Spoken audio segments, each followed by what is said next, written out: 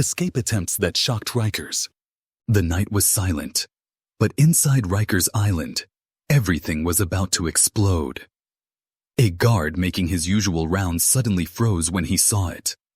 A rope of torn bedsheets hanging down the side of a prison wall, swaying lightly in the cold air.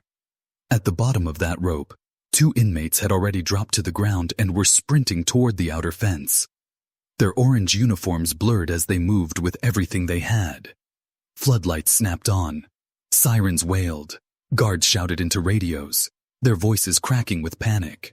For a split second, it looked like the impossible was happening.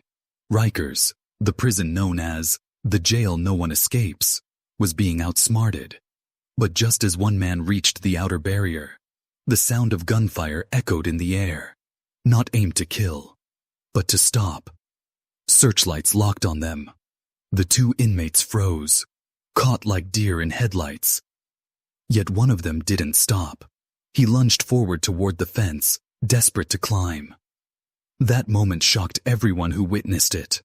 How could someone get this close to freedom in one of the most secure jails in America? And here's the real question. How did they even pull this off?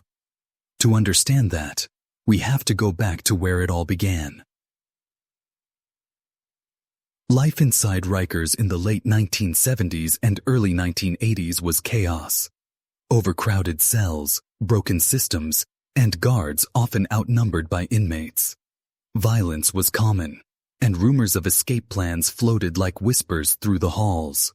But while many inmates only dreamed of it, a few dared to try. One of the most daring stories begins with 2 men locked inside the same housing unit. Both had reputations for being fearless and unpredictable.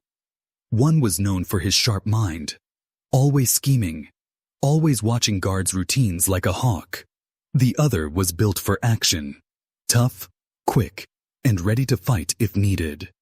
Together, they began plotting what everyone else thought was impossible, breaking free from Rikers Island. It started small. They studied guard shifts, noticing who looked tired and who paid less attention. They tested how long it took for a guard to respond when something went wrong.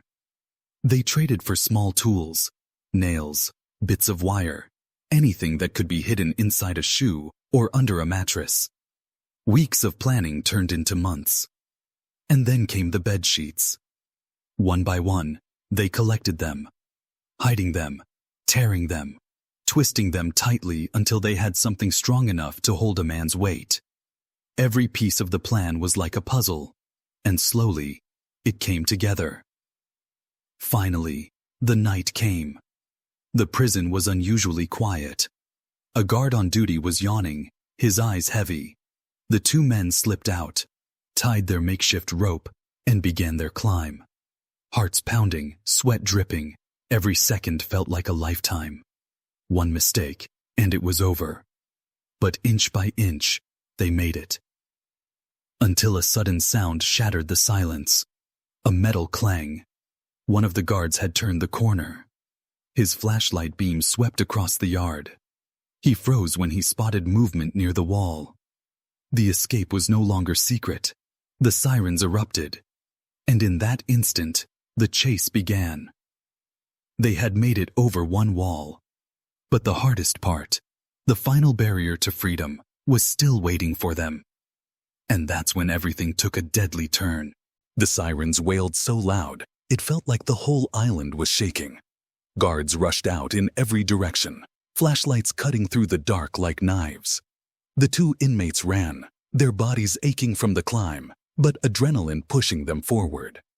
Behind them, boots pounded on the pavement, radios crackled, and shouts filled the air. One of the men, the stronger one, grabbed the sheet rope and yanked it down so no one else could follow. He glanced at his partner and yelled, "Keep moving!" His voice was sharp, urgent, filled with fear and determination. Ahead of them was the final fence, tall and crowned with thick coils of razor wire glistening under the floodlights. It was freedom's last guardian. If they could climb it, just one more barrier, the water of the East River waited beyond. A boat, a swim. They hadn't fully planned that far, But compared to the cage they came from, the freezing water felt like salvation. The smarter one pulled out something small from his waistband, a piece of bent wire wrapped in cloth. With shaking hands, he tried to hook it into the fence to create leverage. Sparks flew as the metal scraped. The guards were closing in. Suddenly, a spotlight hit them full force. A guard's voice thundered through a megaphone. "Stop! Don't move!" But they didn't stop. They pressed forward, desperate, their breaths ragged, eyes fixed on the open world just beyond the fence. Then came the gunfire. Warning shots cracked into the night, bouncing off the concrete and making both men flinch. One dropped to his knees, hands over his head. But the other, he lunged upward, grabbing the fence, climbing with wild, reckless speed. His fingers bled as they snagged on the wire. His uniform tore. Shouts erupted everywhere. For a heartbeat, it looked like he might actually make it. He was halfway up, his eyes staring into the darkness beyond. The taste of freedom some. The failed escape sent a ripple of shock through Rikers Island. The guards were furious, the warden embarrassed, and the whole system went into lockdown. Doors slammed, searches were carried out, and every inmate was forced to stand in line while officers tore apart cells looking for ropes, tools, or any sign of another plan. For days, the prison buzzed with tension. But if the staff thought fear would kill the dream of escape, they were wrong. In the mess hall, whispers spread like smoke. Inmates leaned close, speaking in code, their eyes darting to make sure guards weren't listening. They almost made it. One whispered, "If he hadn't slipped, he'd be gone by now." Another replied, "Next time, we'll get it right." The legend of the attempt grew larger with every retelling, fueling both hope and jealousy. The guards reacted by doubling patrols and changing routines. They switched up their shifts randomly, making it harder to predict when someone would be tired or distracted. Spotlights swept the yard more often, and new barbed wire was added along the fences. But the truth was simple. No prison is ever perfect. And in a place as crowded and chaotic as Rikers, cracks in the system always appeared. That's when a new plan started to form. This time, it wasn't 2 men. It was a small group, 4 inmates from different housing blocks. They didn't trust each other at first, but desperation has a way of forcing alliances. One of them was a lookout. Another had connections to smuggle items inside. A third was skilled at manipulating locks. And the last was the muscle. Together, they began to prepare in secret. The group worked slowly, carefully. They studied everything, the timing of meal deliveries, which guards were strict and which were lazy, even the exact minute the outer lights flickered during a power surge. Piece by piece, they designed something far more dangerous. The night came heavy and hot. The whole prison smelled of sweat and fried food. Voices were low, but the group felt the building thrum with nervous energy. They had waited for this moment for weeks. Everything had to happen all at once, not because they wanted to hurt anyone, but because freedom was calling louder than fear. Suddenly, alarms screamed. Not the usual short beep, but a long, deep wail that stabbed through the air. Lights flashed red. Men on the tiers shouted. Guards ran past like thunder. At the same time, a fight broke out in a different block, something planned to pull attention away.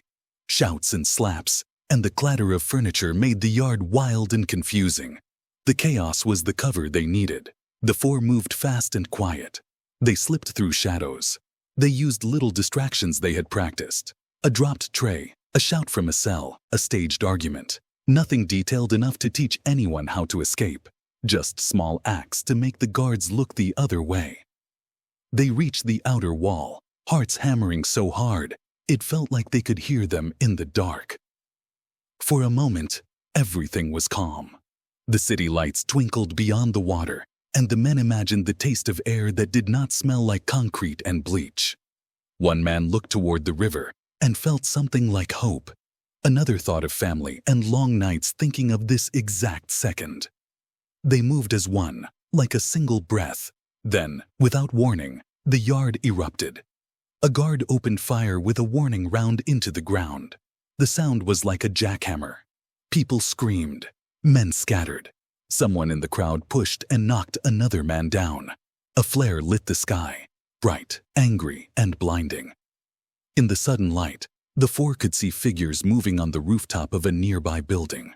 Flashing lights spun in the distance. The city had answered the alarms with everything it owned.